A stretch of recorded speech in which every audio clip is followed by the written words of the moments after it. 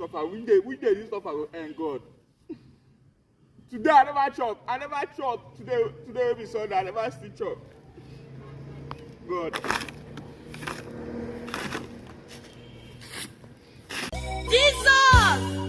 Onye ọla ebube! I'm surprised when